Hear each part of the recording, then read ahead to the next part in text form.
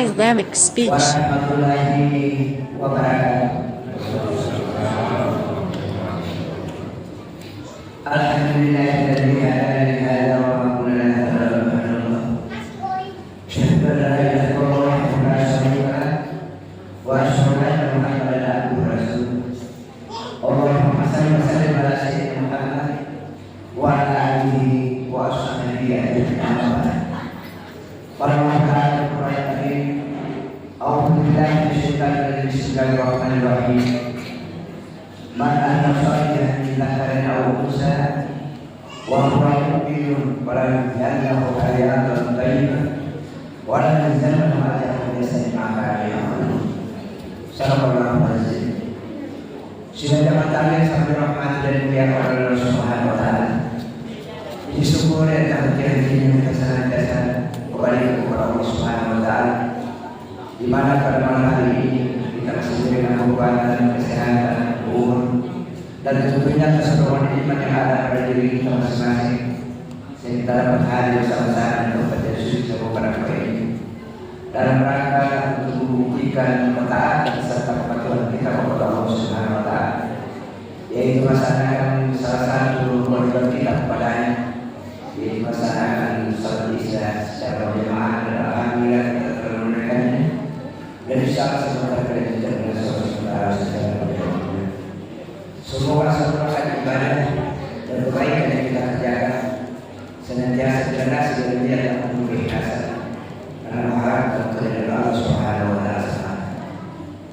Selamat datang kepada junjungan kita besar Muhammad sallallahu alaihi wasallam. Salam yang terakhir itu salam ini untuk membawa petunjuk serta pedoman yang kita menjalani hidup ini. Semua ajaran dan agama serta tuntunan yang dibawa Rasulullah sallallahu alaihi wasallam itu kita ikuti, itu kita pedoman, dan itu yang kita amalkan dalam hidup dan kehidupan kita, sehingga insyaallah kita akan bahagia di dunia dan selamat di akhirat.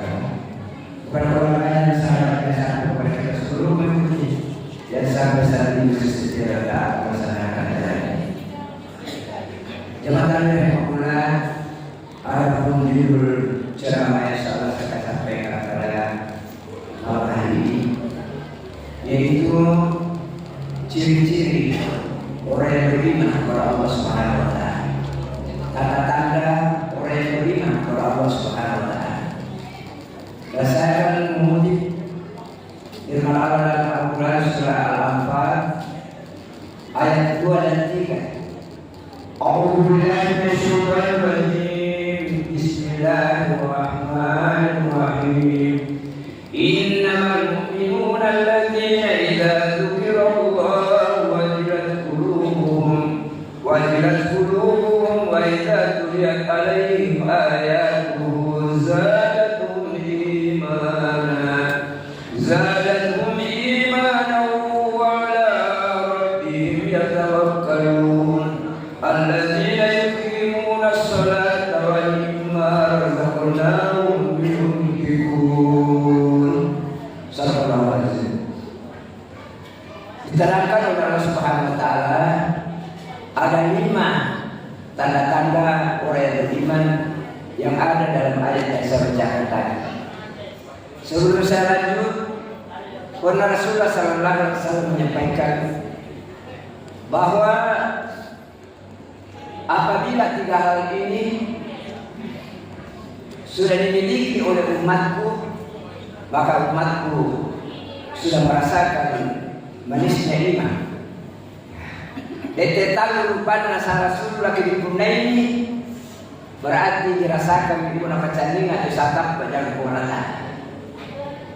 Yang pertama yaitu mencintai Allah lebih dari segala-galanya. Nah, kecintaan kepada Allah itulah cinta yang tiada yang menandingi, tiada yang teratas. Cinta kepada Allah Subhanahu wa taala. Ini yang pertama. Mencintai Allah lebih dari segala-galanya. Yang kedua, mencintai sesuatu didasari cinta kepada Allah Subhanahu wa taala. Maksudnya ialah kita mencintai apakah keluarga, anak, istri, suami, jabatan, pangkat, kedudukan, harta benda, semua didasari dengan kecintaan kepada Allah Subhanahu wa taala. Dan yang ketiga, yaitu tidak mau melakukan hal-hal yang dilarang oleh Allah Subhanahu wa taala, sebagaimana dia tidak mau dimasukkan ke dalam api neraka. Hal inilah tiga hal kata Nabi, kalau sudah dimiliki oleh umatku, berarti dia sudah merasakan manisnya iman. Selanjutnya yang pertama yang dijelaskan oleh surah Al-Anfal ayat 2 dan 3. Yang pertama, tanda-tanda orang yang beriman kata Allah, apabila disebut nama Allah bergetar hatinya dan bertambah imannya. Ya yang dirabis sangat Allah Ta'ala tidak dan bertambah keimanannya kepada Allah Subhanahu wa taala.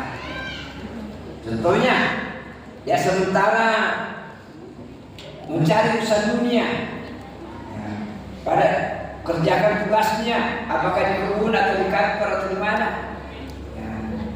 dan dia sudah mendengar azan dikumandangkan, maka dia meninggalkan segala kegiatan dunia dan dia penuhi panggilan Allah Subhanahu wa taala. Jadi apabila disebut nama Allah bergetar hatinya, tunduk hatinya, dan bertambah keimanannya kepada Allah Subhanahu wa taala. Bagaimana muslimnya? Dia merasakan tugas dan tanggung jawab yang dibebankan kepadanya. Kalau tiba panggilan Allah Subhanahu wa taala, dia rela meninggalkan segala urusan dunia dan dia memenuhi panggilan Allah Subhanahu wa taala untuk sujud mengabdi kepadanya. Contoh yang kedua, dia sementara melakukan hal-hal yang dilarang oleh Allah, berbuat maksiat, dan ada saudara kita yang lain mengingatkan dia, hai saudara, apa yang kamu lakukan itu tidak disukai oleh Allah Subhanahu wa taala, tidak sesuai dengan aturan agama, tidak dikehendaki oleh Allah Subhanahu wa taala. Maka dia segera meninggalkan pekerjaan itu dan dia ingat kepada Allah Subhanahu wa taala. Itu termasuk seperti ini. Dia melakukan hal-hal yang tidak benar dan ada yang mengingatkan, sadar Tuhan, saudara, apa yang kamu lakukan ini tidak disukai oleh Allah Subhanahu wa taala, dilarang oleh Allah. Dan dia rela meninggalkan pekerjaan ini dan dia segera sadar dan kembali kepada jalan yang benar dan ingat kepada Allah Subhanahu wa taala. Nah, ini ciri yang pertama. Ciri yang kedua, yaitu apabila dibacakan Al-Quran bertambah keimanannya. Ada yang memandangkan ayat-ayat suci Al-Quran dan dia kebetulan ada di sini. Inilah yang disampaikan oleh Allah Subhanahu wa taala dalam Al-Quran. Wa idza quri'a Al-Quran fastami'u lahu wa ansitu la'allakum turhamun. Apabila dibacakan Al-Quran dengan baik, mudah-mudahan itu mendapat rahmat dari Allah Subhanahu wa taala. Al-Quran diturunkan oleh Allah Subhanahu wa taala demi keselamatan kita di akhirat apabila kita berpegang teguh kepadanya. Kita jadikan Al-Quran itu sebagai, kalau istilah saya, kita jadikan suluh atau lampu di kala gelap dan kita jadikan tongkat di kala licin. Kemana pun kita, dimanapun kita senantiasa menjadikan Al-Quran sebagai pedoman kita. Kita tempatkan Al-Quran di hadapan kita. Apa kata Quran itu yang kita lakukan, dan apa yang dilarang oleh Al-Quran itu kita tinggalkan. Sehingga dalam hadis qudsi Allah mengatakan, barang siapa yang menempatkan Al-Quran di hadapannya, maka Al-Quran itu akan menuju masuk ke dalam surga. Barang siapa yang menempatkan Al-Quran di belakangnya, maka Al-Quran itu akan menarik masuk ke dalam api neraka. Jadi maksud di sini menempatkan Al-Quran di hadapan kita, apa kata Quran itu yang kita lakukan. Kalau Al-Quran mengatakan hal, kita mengatakan hal. Kalau Al-Quran mengatakan hal, kita mengatakan hal. Kalau Al-Quran mengatakan kita berkanan, kita berkanan. Al-Quran mengatakan kita ke kiri, kita ke kiri. Nah, itu yang dimaksud dengan menempatkan Al-Quran di hadapan kita. Dan insya Allah Al-Quran itu akan datang kepada Allah di hari kemudian, memintakan syafaat kepada orang-orang yang senantiasa membaca, memahami dan mengamalkan Al-Quran dalam kehidupan. Alhamdulillah, Al-Quran akan datang kepada Allah, ya Allah berikan keselamatan kepada hamba-Mu ini. Pasal hidup di dunia dia senantiasa membaca saya, senantiasa memahami saya dan mengamalkan saya. Alhamdulillah. Itu sebabnya Rasulullah SAW menyampaikan bahwa hias dan imam dan senantiasa mendengarkan Al-Quran di atas. Ini yang kedua. Yang ketiga, yaitu senantiasa bertawakal kepada Allah Subhanahu wa taala, berserah diri kepada Allah Subhanahu wa taala. Tapi berserah diri kepada Allah Subhanahu wa taala bukan berserah diri begitu saja. Pasrah sangat. Yang dimaksud di sini berserah diri kepada Allah, yang pertama kita berusaha berikhtiar, bekerja. Sesudah itu kita berdoa. Kita berdoa kepada Allah Subhanahu wa taala. Sesudah kita berdoa, kita tawakal kepada Allah. Baru kita berserah diri kepada Allah Subhanahu wa taala. Inilah yang dimaksud dengan Imam Ghazali.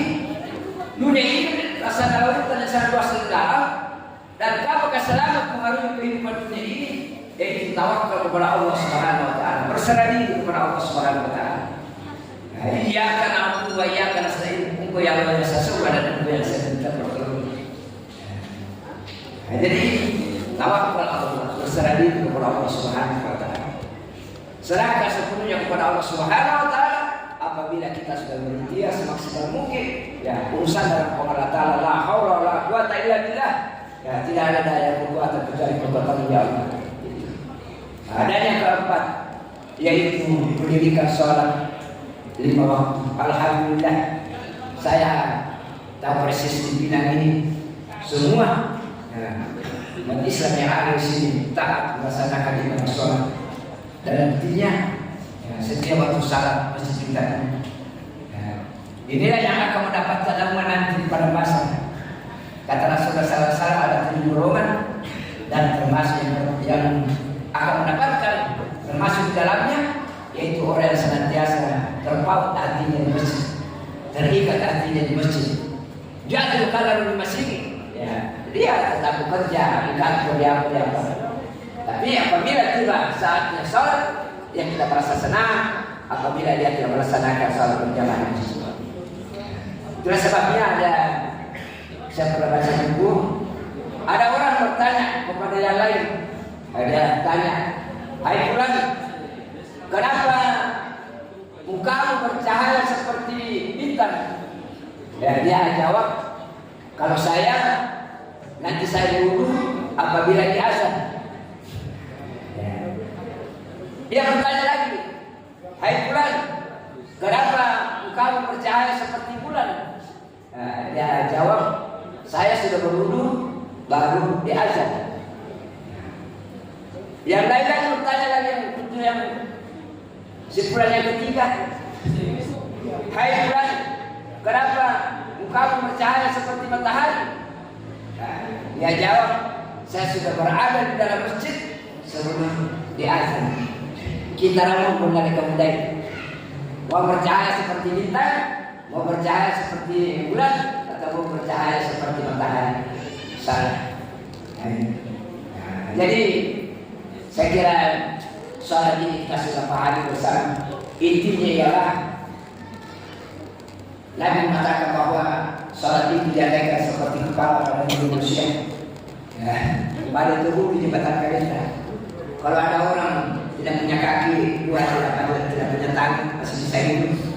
Tapi kalau ada manusia tidak punya kepala, tentu tidak bisa hidup. Inilah yang disampaikan Rasulullah SAW. Dan insya Allah ada 5 keutamaan salat. Kalau kita sudah pahami, insya Allah tidak ada di antara kita yang mempermainkan salat. Yang pertama yaitu salat itu adalah tiang agama. Nabi mengatakan salat manudin, waman akal apakah pamadin, waman tarkah apakah hadin. Salat itu adalah tiang agama. Pada siapa yang mendirikan salat berarti dia telah mendirikan agama. Pada siapa yang meninggalkan salat berarti dia membutuhkan agama. Yang kedua, salat itu membeda antara orang yang beriman dan orang yang tidak beriman. Dan yang ketiga, salat itu adalah benteng, ya benteng, pahlawan dari muka. Inna salat tanha anil fahsya'i wal munkar. Sesungguhnya salat itu membenteng kita dari perbuatan yang terjadi muka. Dan yang berikut yaitu salat adalah kunci kebaikan. kunci surga. As-salatu ma'amudin, as-salatu mintahul khair, as-salatu mintahul jannah.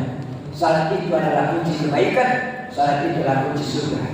Dan yang terakhir, salat itu adalah penentu diterimanya amal ibadah kita.